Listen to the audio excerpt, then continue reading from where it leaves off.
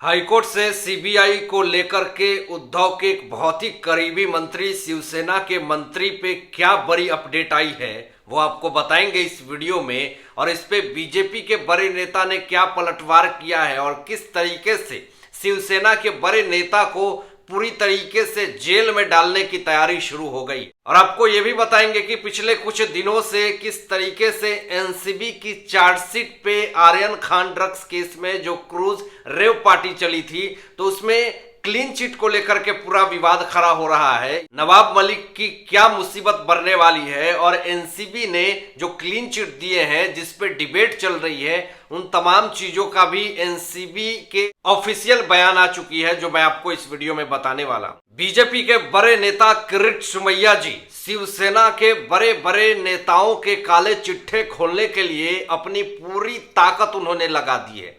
अब पिछले दिनों जिस तरीके से परिवहन मंत्री अनिल परब के रत्नागिरी में जो रिसोर्ट बनाए गए हैं उन तमाम रिसोर्ट को तोड़ने के लिए उन्होंने पूरा अपना साहस लगा दिया है, अपना पूरा एनर्जी लगा दिया है। अनिल परब ने दापोली में इलीगल रिसोर्ट बनाए हैं और ये कह रहे हैं कि वो रिसोर्ट जो है वो मेरा नहीं है। वो पूरी तरीके से आरोप लगा रहे हैं कि हमारे ऊपर आरोप लगाया जा रहा है विपक्ष की तरफ से।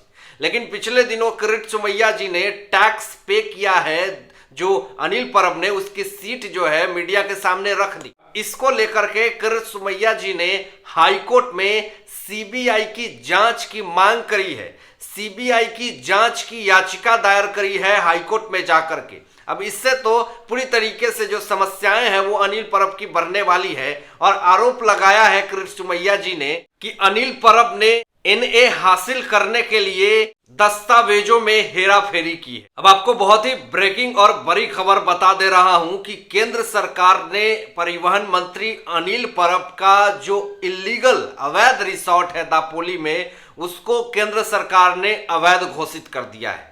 अब अवैध घोषित करने के बाद ये साफ तौर पे अब परिवहन मंत्री अनिल परब की समस्याएं बढ़ने वाली है। अनिल परब ने तो ये कहा कि ये जो रिसोर्ट है वो सदानंद कदम का है, लेकिन जब जांच में पता चला कि सदानंद कदम का जो ये रिसोर्ट बताए जा रहे हैं इन्होंने तो टैक्स पे किए हैं 2017 ईस्वी में। ये तमाम चीजें जो आरोप लगाया बीजेपी के बड़े नेता किरीट सोमैया जी ने तो इस पे इन्फोर्समेंट डायरेक्टरेट का भी नजर गया और इससे केंद्र सरकार ने साफ तौर पे घोषित कर दी है कि जो दापोली में परिवहन मंत्री अनिल परब का रिसोर्ट है अब तुड़वाने की पूरी तरीके से तैयारी चल रही है। क्योंकि अब जिस तरीके से सारे तथ्य सिद्ध हो रहे हैं, अब आपको बता दें कि क्या क्या तथ्य सिद्ध हो रहे हैं। पहला चीज कि इन्होंने झूठ बोला, परिवहन मंत्री अनिल परब ने, ये रिसोर्ट अनिल परब का ही है लेकिन इन्होंने झूठ बोला कि ये रिसोर्ट सदानंद कदम का है। और ये बात सिद्ध हो गई है जब से ये इन्होंने टैक्स पे किया, क्योंकि अगर इनका रिसोर्ट नहीं होता तो फिर ये अपने नाम से क्यों टैक्स पे करते दापोली वाले रिसोर्ट का। तो ये तथ्य तो सामने आ गया है जिससे कि अवैध रिसोर्ट जो बनाए गए हैं दापोली में उसके तुरने की पूरी यहाँ पे चांस निकल करके सामने आ रही है। और केंद्र सरकार ने दूसरी बात यहाँ पे घोषित कर दिया है कि दापोली में जो रिसोर्ट है अनिल परब का वो अवैध है। अब यहाँ पे आगे बात लेकर के चलते हैं कि अनिल परब के 7 जगहों पे ठिकानों पे जो छापेमारी हुई है उसमें भी बहुत ही इंपॉर्टेंट दस्तावेज मिले हैं। अब जिसमें इंपॉर्टेंट दस्तावेज मिलने का मतलब यह है कि इनके और भी ऐसे इलीगल अवैध घर हो सकते हैं या फिर इनकी इलीगल प्रॉपर्टी हो सकती है जिसको जब्त किया जा सकता है, तुड़वाया जा सकता है। ये तमाम चीजें केंद्र सरकार अब जांच कर रही है, इनको घोषित कर चुका है कि ये फर्जीवाड़ा कर रहे हैं, धोखाधड़ी कर रहे हैं। और ईडी जिस तरीके से जांच कर रही है अब यहाँ पे तो इनकी गिरफ्तारी भी तय हो गई है। किरीट सोमैया जी ने हाईकोर्ट में एक और बड़ी बात कह दी कि यहाँ पे अनिल परब ने मल्टीपल फ्रॉड किया है और मल्टीपल फ्रॉड करने के कारण सरकारी संपत्ति को आहत पहुंची है।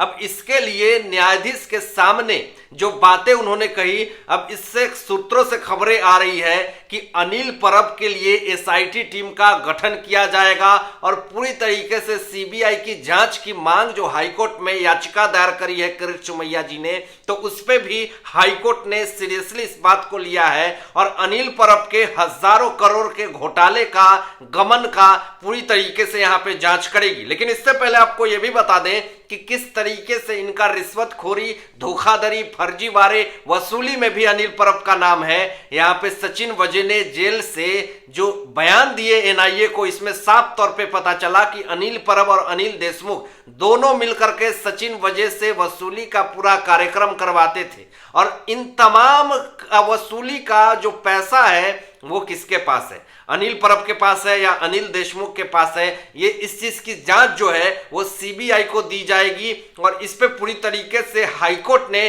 बहुत ही सीरियसली इस बात को लिया है। और ऐसे भी किरीट सोमैया जी जिस भी मुद्दे को उठाते हैं उस मुद्दे पे केंद्र सरकार हो या फिर कोई भी सेंट्रल एजेंसियां हो बहुत ही सीरियसली लेती है और उस पे काम करती है। अगर ऐसे ऐसे महाविकास आघाड़ी सरकार के राजनेताओं की करतूत होगी तो कैसे महाविकास आघाड़ी सरकार अगले चुनाव के लिए तैयार हो पाएगी, कैसे कोई चुनाव में जीत पाएगी, क्योंकि इनके नेता जिस तरीके से काले करतूत कर रहे हैं और जितने काले करतूत का पर्दाफाश हो रहा है और महाराष्ट्र की पूरी जनता देख रही है, पूरा देश और दुनिया से लोग इस बात को सोच रहे हैं कि आखिर इस तरह से कैसे राजनीति में ऐसे लोग पल रहे हैं, इस तरह की धांधली किस तरीके से हो रही है। जब इनके काले चिट्ठे निकल करके सामने आते हैं तो ये सीधा केंद्र सरकार को टारगेट कर देते हैं। ये तमाम चीजें जो जनता देख रही है पूरे देश से और महाराष्ट्र की जनता, क्या ये सब चीजों का जवाब महाविकास आघाड़ी सरकार दे पाएगी? अब इधर कल से एनसीबी को गोदी मीडिया पूरी तरीके से बदनाम करने के लिए दिन और रात डिबेट कर रही है। अब इस पे पूरा मामला आपको बताते हैं कि क्या है। नारकोटिक्स कंट्रोल ब्यूरो ने क्रूज रेव पार्टी ड्रग्स पे छापा मारी थी जिसमें कि समीर वानखेड़े जी इसको लीड कर रहे थे और काफी ईमानदारी से उन्होंने अपना काम किया। समीर वानखेड़े जी आज भी अपनी काम ईमानदारी से करते हैं, लेकिन उनको डिफेम करने वाले आज जेल के अंदर सड़ रहे हैं। लेकिन फिर भी आज उनको एक मौका मिल गया। जिस तरीके से अब खबरें चलाई गई थी कि एनसीबी ने क्लीन चिट दे दिया है आर्यन खान ड्रग्स केस में कि आर्यन खान के पास कोई ड्रग्स नहीं मिले, लेकिन उनके ऑफिशियल स्टेटमेंट के बारे में कोई बात नहीं कर रहा है। क्या आप गोदी मीडिया इस बात को कहेंगे, अपने मीडिया के सामने ये बात कबूलेंगे? यहाँ पे एनसीबी के सूत्रों से जो खबरें आई है वो ये आई है कि अभी तक किसी भी तरह की क्लीन चिट की जो बात फैलाई जा रही है ये अपने आप में बहुत ही मिस्टीरियस है और उन्होंने आगे इस बात पे पूरी तरीके से जोर रखा है कि व्हाट्सएप चैट में जो खुलासे हुए हैं, जो बात निकल करके सामने आई है, उसको भी नजरअंदाज नहीं किया जा सकता है और कुछ लोग उसको नजरअंदाज कर रहे हैं। लेकिन इस बात को एनसीबी ने साफ तौर पे कहा कि अभी मिस्टीरियस तथ्य है ये, इस पे हम कोई भी अभी बात विचार नहीं रख सकते हैं। लेकिन इसको गोदी मीडिया ने पूरे साफ तौर पे इसको सत्य समझ करके पूरे अफवाह फैला दिया है कल से कि क्लीन चिट दे दी गई है आर्यन खान ड्रग्स केस को। अब इस बात में जो तथ्य है, जो सत्य है, वो तो पूरे देश और दुनिया के सामने है। इस तथ्य के बारे में किसी को बताना, नहीं बताना, प्रूफ करना, ये तो मूर्खता है। जिस तरीके से एनसीबी ने जो काम किया और जिस तरीके से जो तथ्य सबूत इकट्ठा करके जो उन्होंने इस पे बड़ा कदम उठाया, क्या वो सब गलत हो गए? इतने बड़े ड्रग्स पार्टी का भंडाफोड़ किया और ना जाने इंटरनेशनल कनेक्शन सामने निकल करके आ गए, क्या ये सब बात, ये सब तथ्य खत्म हो गए?